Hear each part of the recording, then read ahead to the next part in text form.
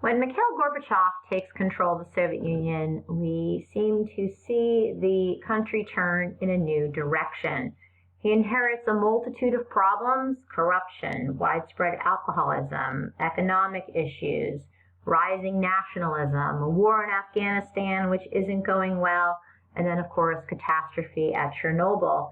And he recognizes the fact that he needs to direct the country in a new place. So please read the excerpt that's in the doc.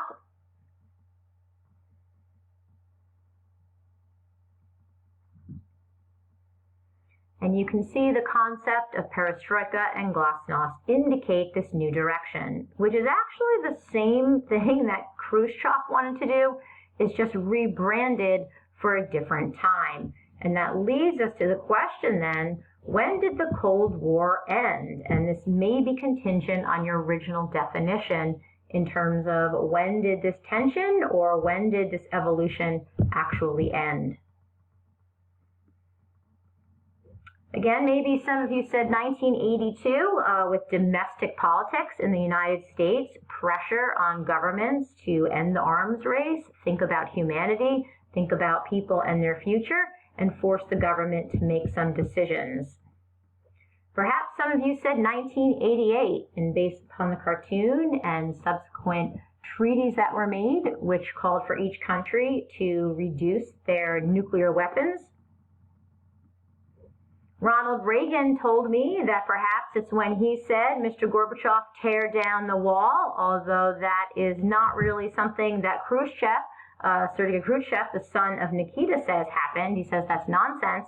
And actually, through Gorbachev's interpreter, he told me that they believe it was actually George Shultz, who was the Secretary of State, that was responsible for the end of the Cold War.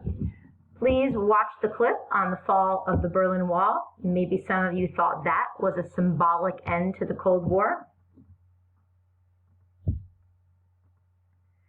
Maybe some of you said 1990, and you can see again from the cartoon, we see the advent of capitalism and bringing McDonald's to the Soviet Union. Maybe that was the real end of the Cold War. People lined up to get their first Big Mac, and again, sort of bringing, as I said, capitalism to the USSR. Or maybe it was 1991, where you can see the destruction then of the Soviet Union, and again, the falling of the satellite states as they had revolutions in 1989. One of the questions we start at the beginning is there a new Cold War? Certainly some people have indicated that Putin is starting this up again, reinventing some of those issues or exacerbating them as he wants a new Cold War. Some of the recent headlines, which some people say indicates the U.S. is in a Cold War with Russia.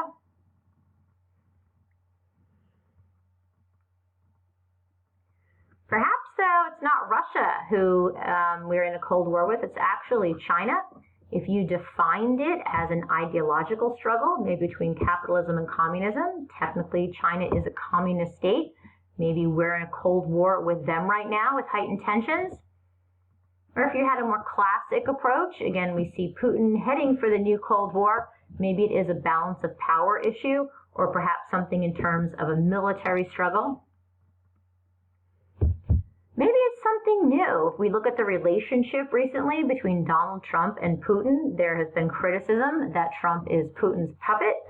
Perhaps there is a new type of relationship brewing. To counter that, though, we would say Trump has certainly enacted some policies that are not in favor of what Putin would like, starting with his actions in Syria, withdrawal of the Iran deal, additionally giving weapons to Ukraine. That would indicate to some degree that he's not Putin's puppet, but we've seen other issues where they seem to have sort of this general admiration. And this creepy Time publication seems to again indicate the hybrid of Trump is something that Putin is manipulating over time. And hopefully at some point we can continue this conversation. Is there a new Cold War or not? Or perhaps you could put that in your reaction paper as you consider, again, the evolution and the issues of the Cold War from its start to if it's ended or if not.